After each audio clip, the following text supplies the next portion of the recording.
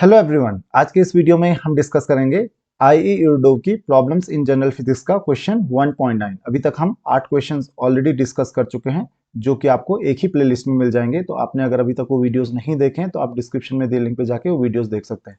तो ये वीडियोस जो हैं आपकी बहुत हेल्प कर सकते हैं कॉम्पिटिटिव एग्जाम्स में, क्योंकि बहुत अच्छे क्वेश्चन इसमें आपको मिल जाएंगे। तो आप देख सकते हैं, a boat moves relative to water with a velocity which is n equal to 2 times less than the river flow velocity. At what angle the stream direction must be the boat move to minimize the drifting? तो boat को किस direction में move करना चाहिए ताकि drifting minimise हो। तो चलो पहले हम ड्रिफ्टिंग का कॉन्सेप्ट समझते हैं कि what is the meaning of drifting. तो मान लेते हैं एक रिवर फ्लो कर रही है, करेक्ट। तो रिवर फ्लो कर रही है इस डायरेक्शन में, रिवर को आपको क्रॉस करना है। तो आपको रिवर किस तरीके से क्रॉस करोगे। मान लेते हैं जो रिवर की विड्थ है वो विड्थ मान लेते हैं वो डी है। रिवर की विड्थ कितनी है वो मान लेते हैं डी है। डी हो गई रिवर की विड्थ।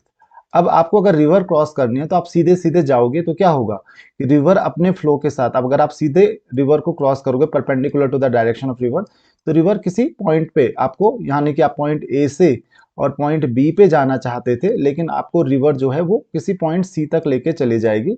तो बी और सी के बीच का जो डिस्टेंस है उसी को हम कहते हैं ड्रिफ्टिंग। इसी को हम क्या कहते हैं, ड्रिफ्टिंग। ये डिस्टेंस मान लेते हैं एक्स है, तो इसको हम कहते हैं ड्रिफ्ट। तो इस ड्रिफ्टिंग को हमको मिनिमाइज करना है, यानी कि एक्स की वैल्यू को हमको मिनिमाइज करना है।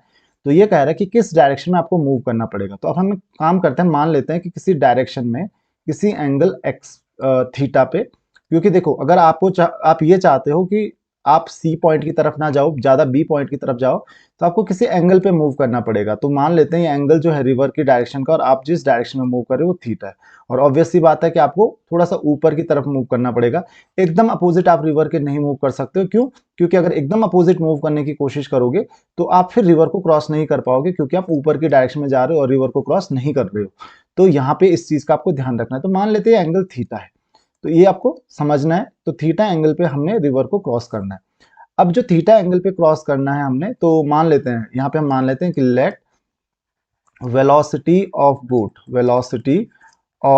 वो मान लेते हैं कि velocity of boat in still water, या विद रिस्पेक्ट टू वाटर कह सकते हो, with respect to still water जो है, तो वो क्या है वो मान लेते हैं हम that is equal to v, वो मान लेते हैं वी।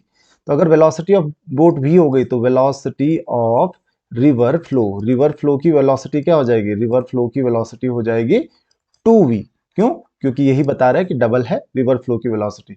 यानी कि आप रिवर को कभी भी बीट नहीं कर सकते हो। रिवर आपको अपने साथ लेके जाएगी, बोट को अपने साथ नीचे की तरफ लेके जाएगी। एक्स की कुछ ना कुछ वैल्यू यहाँ पे आएगी, कुछ ना कुछ ड्रिफ्ट तो जरूर होगा। अब यहाँ पे रिवर फ्लो की वेलोसिटी आ गई 2v।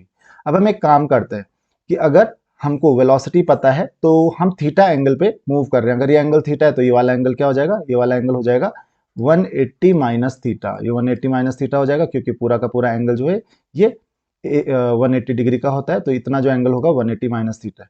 अब इसके हम दो कंपोनेंट्स में डिवाइड कर लेते हैं। एक हॉरिजॉन्टल कंपोनेंट जो कि है अगेंस्ट द रिवर के अपोजिट डायरेक्शन में, आप यहाँ पे क्लियरली देख सकते हो।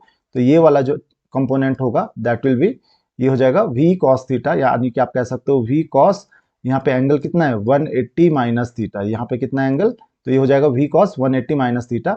और जो इसका वर्टिकल कंपोनेंट होगा, यानी कि जिससे आप रिवर को क्रॉस करोगे, तो क्या हो जाएगा वी साइन 180 माइनस थीटा।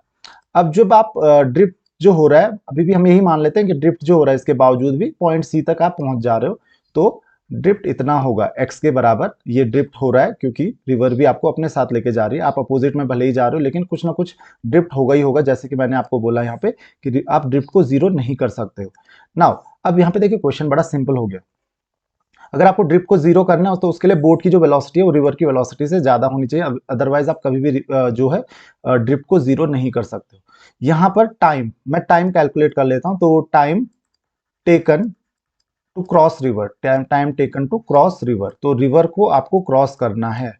तो उसके लिए क्या करना पड़ेगा, दैट इज इक्वल टू, जो क्रॉस रिवर करना है तो that is equal to displacement across the river. Perpendicular direction में डिस्प्लेसमेंट कितना है वो डी है, upon velocity across the river, यानी कि v साइन 180 माइनस थीटा। ये साइन कंपोनेंट लेंगे क्योंकि इस साइन कंपोनेंट से ही आप क्या कर रहे हो, रिवर को क्रॉस कर रहे हो। तो you can say that is equal to d by sine 180 minus theta, आपको पता है already that is sine theta. तो आपको क्या मिलेगा, that is d by v sine theta. ये आपको टाइम मिल जाएगा जो कि आपने लगाया रिवर्स को क्रॉस करने में। अब उतने टाइम में रिवर को क्रॉस किया जब आपने, तो आप पॉइंट बी तक नहीं पहुंचे, आप पहुंचे पॉइंट सी तक। ये आपका पॉइंट सी है, इस पॉइंट सी तक आप पहुंचे हो, आप पॉइंट बी तक नहीं पहुंचे हो, तो इस चीज का आपको ध्यान रखना है। तो पॉइंट बी तक पहुंचे हो आप, तो जो ड्रिफ्ट होगा, ड्रिफ्ट इक्वल टू क्या हो जाएगा, ड्रिफ्ट कितना हो जाएगा, that is x. X equal to क्या हो जाएगा, तो रिवर के अलोंग आप जा रहे हो इस डायरेक्शन में, तो क्या हो जाएगा, तो वेलोसिटी इनटू टाइम। तो वेलोसिटी अलोंग द रिवर, तो वेलोसिटी अलोंग द रिवर क्या है, एक तो 2v कहां से आया, अब आप ये कहोगे 2v कहां से आया, क्योंकि रिवर आपको अपने साथ लेके चल रही है अपनी डायरेक्शन में विद वेलोसिटी 2v।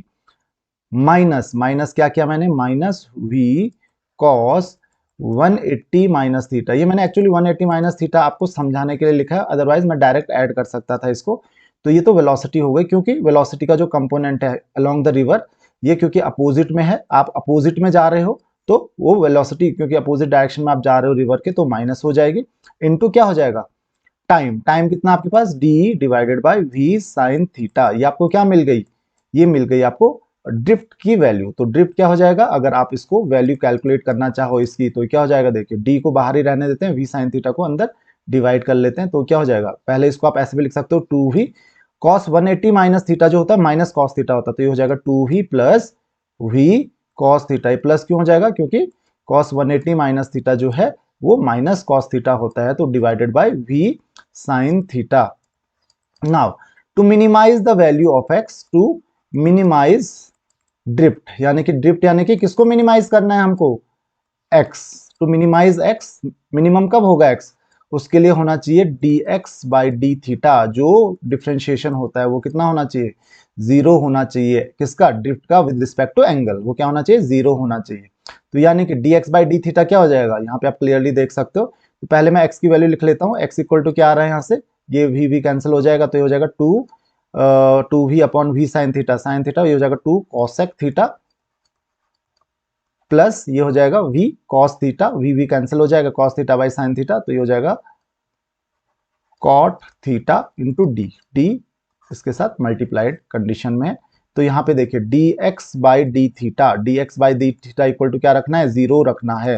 पहले dx by d theta 2 cosec theta, इसका डिफरेंशिएशन क्या होता है, that is equal to minus, d तो कांस्टेंट है यहाँ पे, तो क्या हो जाएगा minus 2 cosec theta cot theta, that is minus 2 cosec theta cot theta. ये चीज ध्यान रखना है, माइनस कॉसेक कॉट थीटा का डिफरेंशिएशन क्या होता है, that is minus cosec square theta, तो ये हो जाएगा minus cosec square theta into D. और मैंने क्या बोला, इसको किसके इक्वल रखना है, जीरो के इक्वल, तो यहाँ पे आप देख सकते हो क्लियरली, तो ये क्या हो जाएगा minus 2 cosec theta cot theta, इसको थोड़ा सा ऊपर कर लेते हैं हम, तो ये क्या हो जाएगा minus 2 cosec theta cot theta equal to, d को उधर डिवाइड कर लेंगे तो जीरो हो जाएगा, इक्वल टू क्या हो जाएगा, इक्वल टू क्या होना चाहिए उसके लिए, कॉसेक स्क्वायर थीटा। तो यानी कि कॉसेक स्क्वायर थीटा, यहाँ से कॉसेक थीटा कैंसिल कर सकते हो आप, तो cot theta will be equal to क्या होना चाहिए, cot theta is equal to, ये क्या होना चाहिए, कॉसेक थीटा या cot theta upon cosec theta कर लेते हैं, upon cosec theta equal to क्या होना चाहिए, that is equal to minus 1/2। आपको ऑलरेडी पता है, यहाँ पे ही कर लेता हूं मैं, आपको ऑलरेडी पता है कि कॉट थीटा को आप क्या लिख सकते हो, कॉट थीटा को आप लिख सकते हो cos theta by sine theta divided by cosec theta को आप क्या लिख सकते हो, 1 by sine theta equal to minus 1/2। तो आप यहाँ से देख सकते हो साइन थीटा आप कैंसिल कर सकते हो, तो यहाँ से क्या मिल रहा है आपको, यहाँ से आपको मिल रहा है cos theta is equal to minus 1/2, और यू कैन से cos theta is equal to minus cos 60 degree. तो माइनस आ रहा है, इस माइनस को हटाने के लिए क्या करना पड़ेगा, इक्वल टू माइनस हटाने के लिए क्या करना पड़ेगा, इसको minus cos theta equal to क्या होता है, कॉस 180 माइनस 60 डिग्री। तो यानी कि यहाँ से कॉस थीटा इक्वल टू क्या हो जाएगा, यहाँ से 120 डिग्री। तो यहाँ पे आपको ये चीज ध्यान रखनी है, दिस इज योर आंसर, कि जो थीटा की जो वैल्यू होगी that is 120 degree, 120 degree is your answer. तो आई होप कि आपको ये चीज समझ में आ गई होगी कि ये कहाँ से आया। 120 डिग्री के एंगल पे जो रिवर के साथ जो एंगल बन रहा है वो 120 डिग्री रिवर फ्लो डायरेक्शन के साथ एंगल बनना चाहिए। तो आई होप कि आपको ये क्वेश्चन समझ में आ गया होगा। तो अगर आपकी कोई भी क्वेरीज हैं तो आप मुझे कमेंट्स में क्वेश्चंस पूछ सकते हैं। See you in the next video, thank you very much.